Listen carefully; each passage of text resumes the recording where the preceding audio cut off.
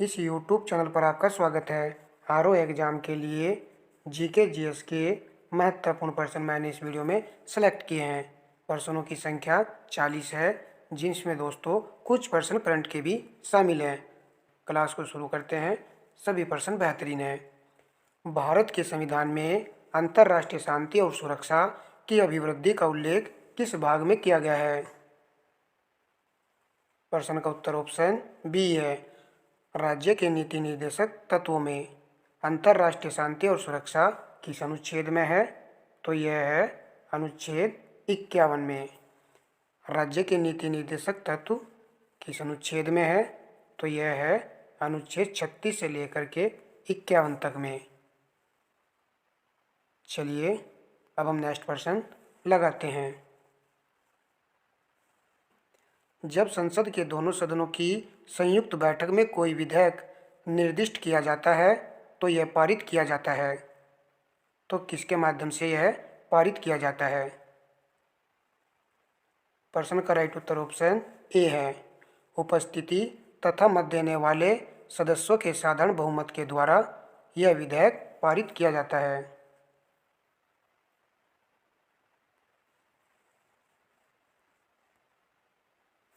प्रश्न नंबर 3, भारत में अविश्वास प्रस्ताव के संबंध में निम्नलिखित कथनों पर विचार कीजिए। उपयुक्त कथनों में से कौन सा यहाँ पर सही है? तो सही कथन का हमें यहाँ पर चयन करना है। भारत के संविधान में किसी अविश्वास प्रस्ताव का उल्लेख नहीं है। तो पहले वाला कथन बिल्कुल सही लिखा हुआ है। अविश्वास प्रस्ताव केवल लोकसभा में ही पूर्व स्थापित किया जा सकता है। तो कथन नंबर 2 भी यहाँ पर सत्य है। प्रश्न का राइट उत्तर ऑप्शन सी है। 1 और 2 दोनों यहाँ पर सही हैं। प्रश्न नंबर 4, प्रकाश संश्लेषण में कौन सा प्रकाश सबसे अधिक प्रभावी होता है? राइट उत्तर ऑप्शन ए है, लाल रंग। इसमें प्रकाश संश्लेषण की दर अधिक होती है। प्रश्न नंबर 5, निम्न में से कौन सा यज्ञ राजा के राज्याभिषेक से संबंधित है? राइट उत्तर ऑप्शन बी है, राजसूय।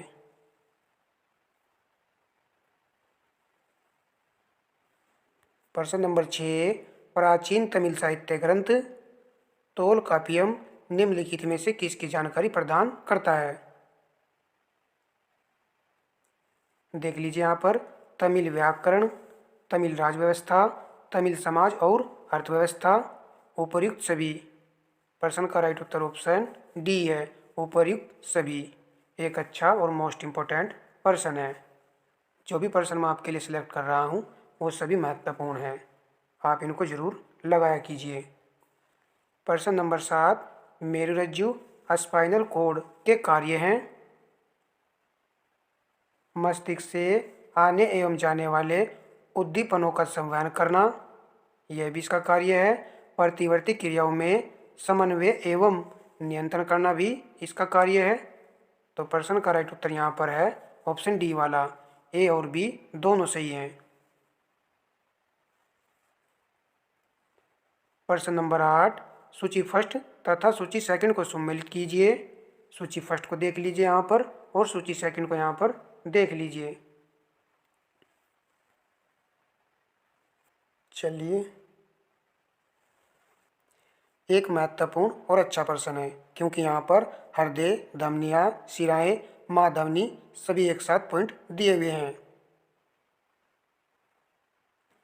हृदय का कार्य होता है रक्त को संपूर्ण शरीर में प्रभावित करना, ए का यहाँ पर 3 आएगा।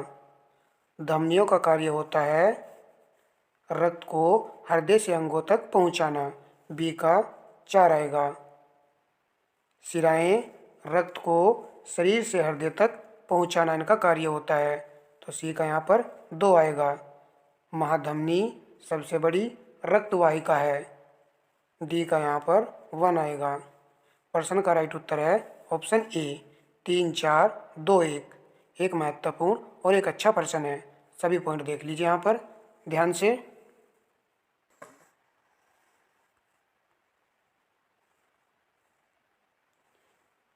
प्रश्न नंबर 9, करों तथा अन्य प्राप्तियों के रूप में केंद्र सरकार द्वारा प्राप्त समस्त राजस्व सरकारी कार्य के संचालन के लिए किस कोष में जमा किए जाते हैं? देख लीजिए यहाँ पर क्या राइट उत्तर आएगा इस प्रश्न का। प्रश्न का उत्तर है ऑप्शन सी, भारत की संचित निधि में, कॉन्सुलेटेड फंड ऑफ इंडिया। चलिए नेक्स्ट प्रश्न देखिए। भारतीय संविधान में केंद्र और राज्यों के बीच शक्तियों के बंटवारे की व्यवस्था निम्नलिखित में से किसके अंतर्गत की गई थी? तो यह कौन सा अधिनियम था? राइट उत्तर ऑप्शन सी है, भारत सरकार अधिनियम 1935 के अंतर्गत केंद्र और राज्यों के बीच शक्तियों का बंटवारा किया गया था।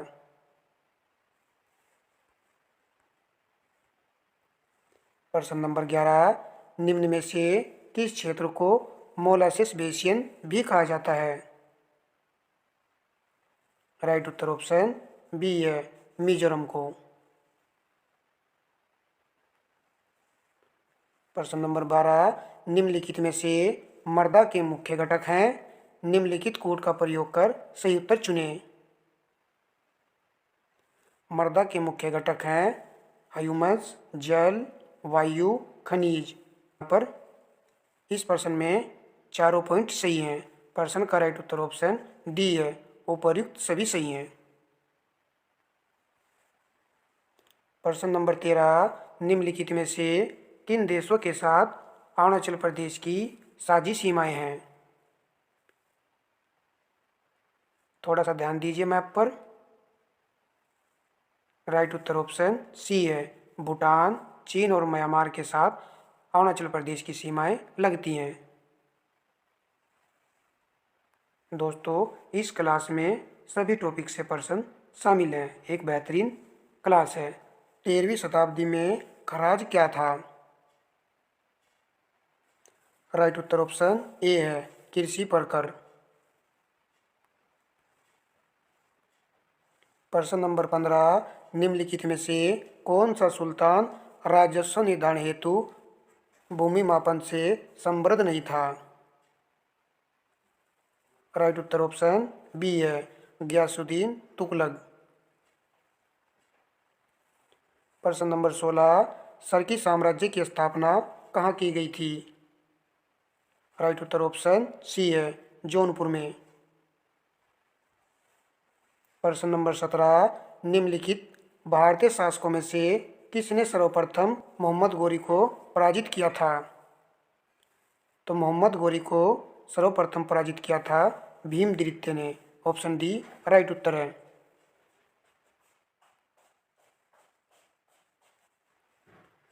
प्रश्न नंबर 18, निम्नलिखित को सम्मिलित कीजिए। सूची फर्स्ट और सूची सेकंड को यहाँ पर ध्यान से देख लीजिए। हाइग्रोमीटर से वायुमंडलीय आर्द्रता को मापा जाता है। ए का 2 आएगा। सिग्मोमोनोमीटर क्या मापते हैं? रक्तदाब को। बी का 4 आएगा। बोलोमीटर से विकिरण ऊर्जा को। सी का 1 आएगा। पायरोमीटर से उच्च ताप को मापा जाता है। डी का 3 आएगा।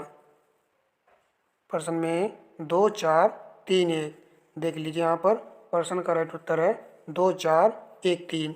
ऑप्शन सी वाला यहाँ पर राइट उत्तर है।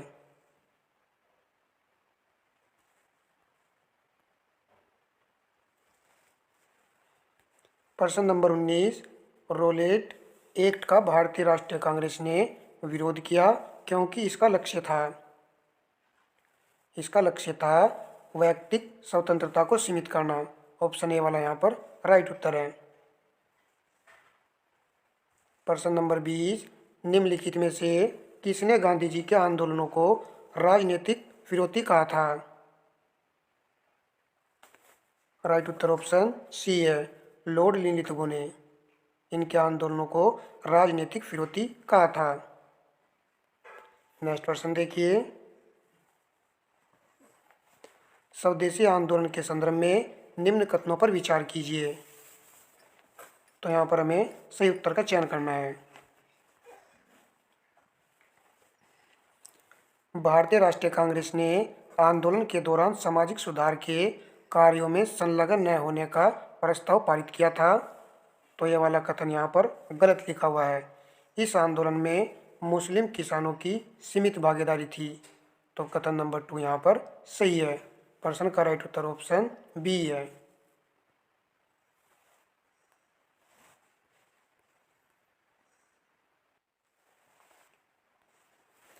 प्रश्न नंबर 22, 1857 के स्वतंत्रता संग्राम से संबंधित पहली घटना थी। राइट उत्तर ऑप्शन सी है। सैनिकों का दिल्ली के लाल किले पर पहुंचना, यह स्वतंत्रता संग्राम की पहली घटना थी। प्रश्न नंबर 23, निम्नलिखित में से किस भारतीय राष्ट्रीय कांग्रेस अधिवेशन में जवाहरलाल नेहरू ने समाजवाद को भारतीय समस्याओं को हल करने की कुंजी बताया? तो यह अधिवेशन था लखनऊ अधिवेशन। चलिए प्रश्न नंबर 24 लगाइए। निम्नलिखित में से कौन सा भारतीय रिजर्व बैंक का कार्य नहीं है? भारतीय रिजर्व बैंक का कार्य नहीं है साख सर्जन करना। ऑप्शन डी वाला गलत है। जबकि भारतीय रिजर्व बैंक का कार्य है साख नियंत्रण करना, साख सर्जन नहीं। साख नियंत्रण करना भारतीय रिजर्व बैंक का कार्य है। अनुसूचित वाणिज्यिक बैंकों की शिखर संस्था के रूप में कार्य करता है। मौद्रिक नीति का निर्धारण करना भी भारतीय रिजर्व बैंक का ही कार्य है। चलिए प्रश्न नंबर 25 लगाइए। नरसिम्हन समिति का संबंध निम्नलिखित में से किससे है? राइट उत्तर ऑप्शन सी है, बैंकिंग संरचना सुधारों से है।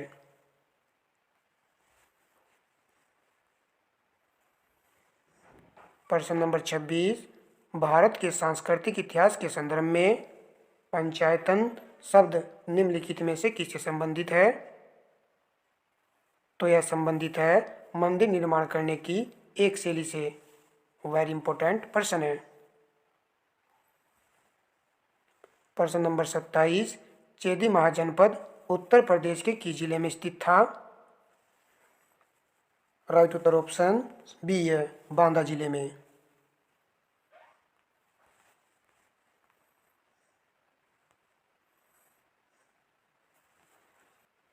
प्रश्न नंबर 28, निम्न में से कौन सा कथन पारिस्थितिकी शब्द का सर्वोत्तम वर्णन करता है?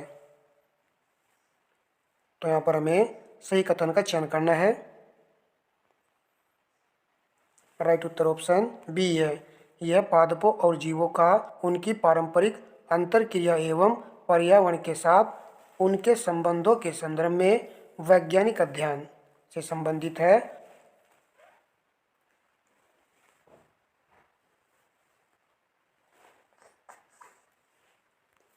प्रश्न नंबर 29, किसी पारिस्थितिकी तंत्र में आर्द्र भूमियों का क्या महत्व है?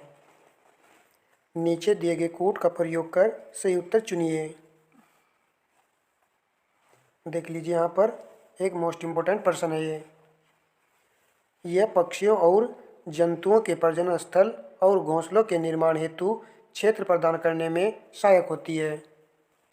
पहले वाला कथन यहाँ पर सही है।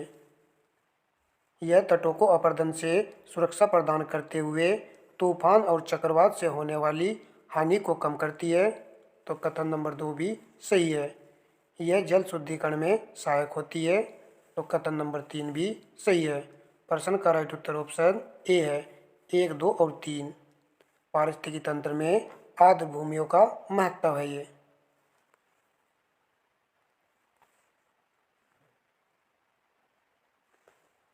प्रश्न नंबर 30, सर्वाधिक वनावरण क्षेत्रफल वाला राज्य है? राइट उत्तर ऑप्शन बी है, मध्य प्रदेश।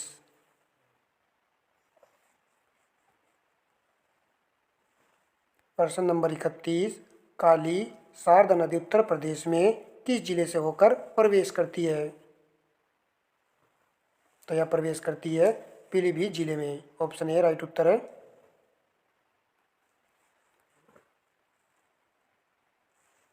प्रश्न नंबर 32, उत्तर प्रदेश राज्य के अभिलेखागार कहाँ स्थित है? तो यह स्थित है प्रयागराज में। ऑप्शन बी राइट उत्तर है। दोस्तों, यदि आपने वीडियो को अभी तक लाइक नहीं किया तो वीडियो को लाइक एंड शेयर जरूर कर दीजिए। प्रश्न नंबर 33, निम्न में से कौन सा घराना ख्याल व ध्रुपद गायन के लिए जाना जाता है? तो यह घराना है लखनऊ घराना। ऑप्शन डी राइट उत्तर है।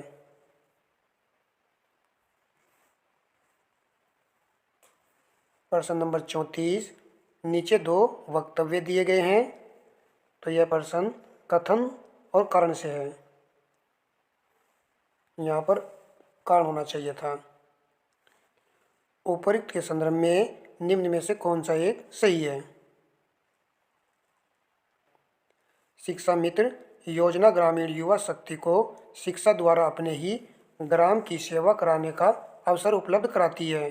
तो पहले वाला तो सही कथन है। मानक अनुसार अध्यापक छात्र अनुपात को बनाए रखना इसका उद्देश्य है। तो यहाँ पर कारण भी सही है। राइट उत्तर ऑप्शन ए है। ए और आर दोनों सही है। आर ए की सही व्याख्या करता है। सभी जानते हैं शिक्षा मित्रों के बारे में। चलिए नेक्स्ट प्रश्न लगाते हैं। हाल ही में जारी हुए वर्ष 2023 की वैश्विक नवाचार सूचकांक ग्लोबल इनोवेशन इंडेक्स में भारत को 55 देशों में से कौन सा स्थान मिला है? मोस्ट इंपोर्टेंट प्रश्न है। राइट उत्तर ऑप्शन बी है। 42वां स्थान भारत को मिला है वैश्विक नवाचार सूचकांक में। प्रश्न नंबर 36, छिपी बेरोजगारी से तात्पर्य है? राइट उत्तर ऑप्शन डी है। किसी कार्य में आवश्यकता से अधिक व्यक्तियों के संलग्न होने से संबंधित है छिपी बेरोजगारी।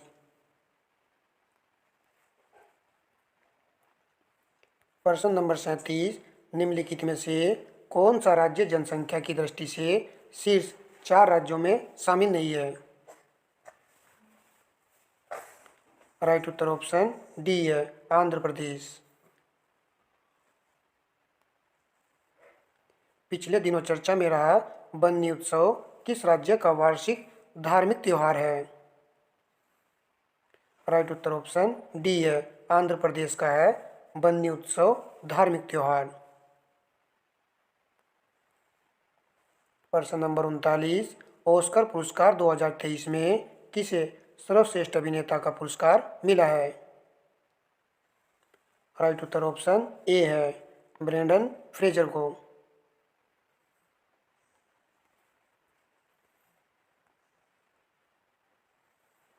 प्रश्न नंबर 40, केंद्र सरकार ने 14 सितंबर 2023 को किन राज्यों के किसानों के लिए फसल वर्ष 2023-24 में अफीम पोस्त की खेती के संबंध में लाइसेंस की वार्षिक लाइसेंसिंग नीति की घोषणा की है?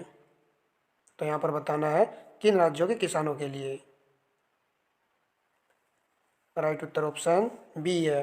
मध्य प्रदेश, छत्तीसगढ़ और उत्तर प्रदेश किसानों के लिए अफीम पोस्ता की खेती के संबंध में लाइसेंस की वार्षिक लाइसेंसिंग नीति की घोषणा की है। एक अच्छा और बेहतरीन प्रश्न है। इन राज्यों के आप ट्रिक बना लीजिए। MCU ये भी सही रहेगा। दोस्तों इस क्लास में हमने 40 प्रश्नों को लगाया है RO एग्ज़ाम के लिए। तो आप क्लास को लाइक एंड शेयर जरूर कर दीजिएगा। हम सिलेक्टेड प्रश्न लेकर आते हैं। इस तरह के प्रश्नों को आपको लगाना चाहिए। कम समय में आपको अच्छी जानकारी में दे रहा हूँ। धन्यवाद दोस्तों।